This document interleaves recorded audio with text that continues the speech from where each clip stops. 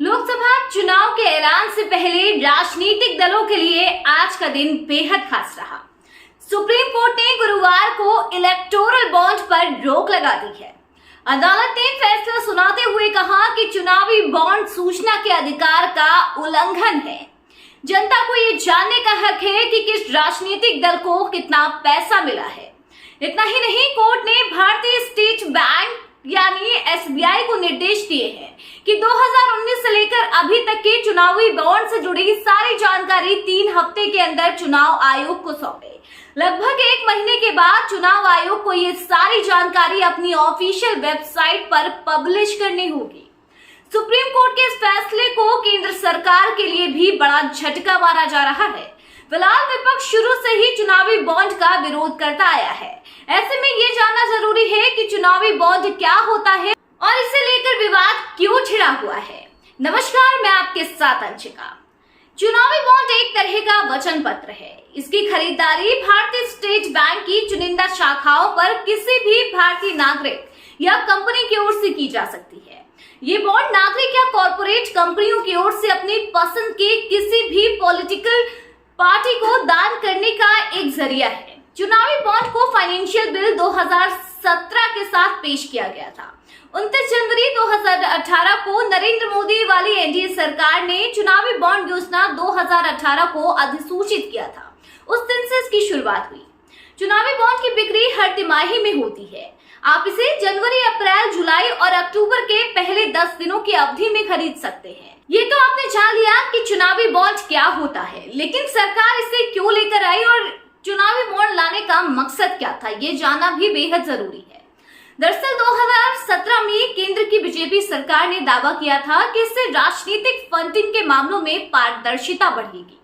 हालांकि विपक्ष ने हमेशा इसका विरोध किया है और हमेशा इसके खिलाफ रहा है और यही इसके विवाद की भी वजह है। दरअसल चुनावी बॉन्ड पर बखेड़ा तभी खड़ा हो गया था जब सरकार इसे लेकर आई थी।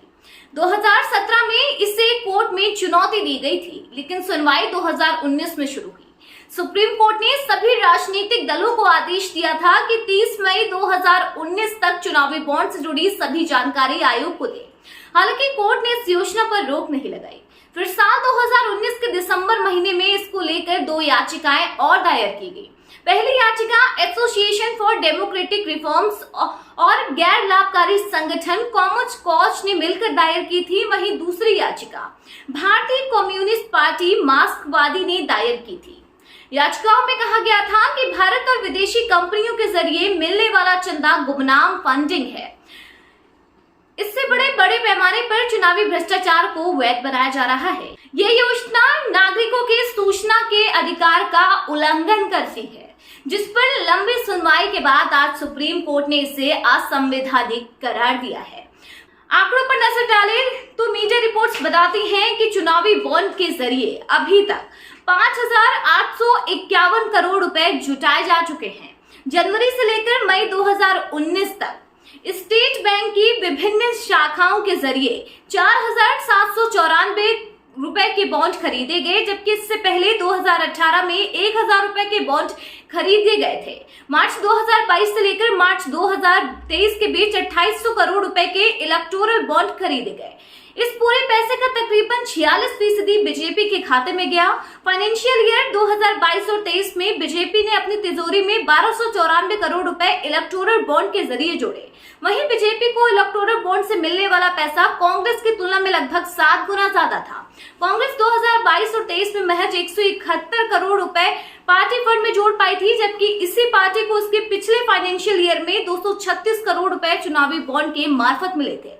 इस तरह 2021 और 22 में बीजेपी की जो आय 1,917 करोड़ थी, वो 2022 और 23 में बढ़कर 2,361 करोड़ पहुंच गई। दूसरी तरफ बीजेपी की मुख्य प्रतिद्वंदी कांग्रेस की कुल आय पिछले वित्त वर्ष में 452 करोड़ रह गई, जो 2021 और 22 में 541 करोड़ के आसपास थी। फिलहाल कोर्ट के इस फैसले के बाद अब राजनीतिक दलों को मिलने वाले चंदे की राशि से जुड़ी हर डिटेल सार्वजनिक होगी।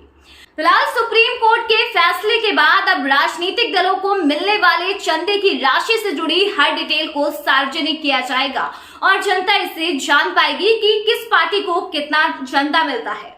फिलहाल इस मसले पर किन लोगों का नाम निकलकर सामने आने वाला है, ये देखना दिलचस्प होगा। हालांकि इस बारे में आपका क्या कहना है, हमें कमेंट बॉक्स में जरूर बताएं।